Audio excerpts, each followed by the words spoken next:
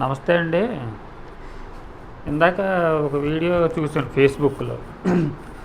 అది మద్యం అసలు కాకినాడనే అక్కడ రాసింది, మరి కాకినాడనే అనుకుంటున్నాను.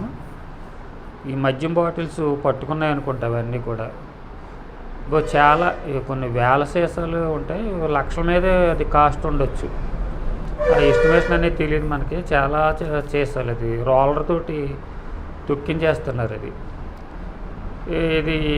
దాని గురించి వీడియో ఎందుకు అని అంటే, ఇప్పుడు జనరల్గా ప్రభుత్వానికి సంబంధించినవి ఇప్పుడు ఫారెస్ట్ డిపార్ట్మెంట్లో ఎక్కడన్నా ఏదైనా కలప పట్టుకుంటే అది డిపోకి తోలి ఆక్షన్ పెడతారు.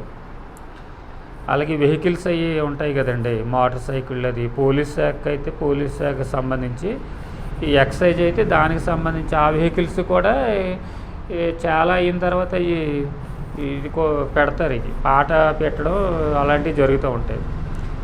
మరి ఇందులో ఆబ్కారీలో అది ఆ రూల్ ఉందో లేదో అయితే మనకి తెలీదు. అది కూడా మరి ప్రభుత్వానికి హ్యాండ్ ఓవర్ చేసుకున్నదే కదా. ఆ ప్రభుత్వం సంబంధించి ఆ షాపుల్లో అది అమ్మటం బహుశా కుదరకపోవచ్చేమో. కుదిరితే ప్రభుత్వమే అది సేల్ చేసాను కదా. దీని గురించి మామూలుగా ఇది చేసాను వీడియో. అలా చేసుంటే ఇన్కమ్ ఉంటుంది కదా అనేది నా అభిప్రాయం, నాతో కూడా చాలామంది అభిప్రాయం.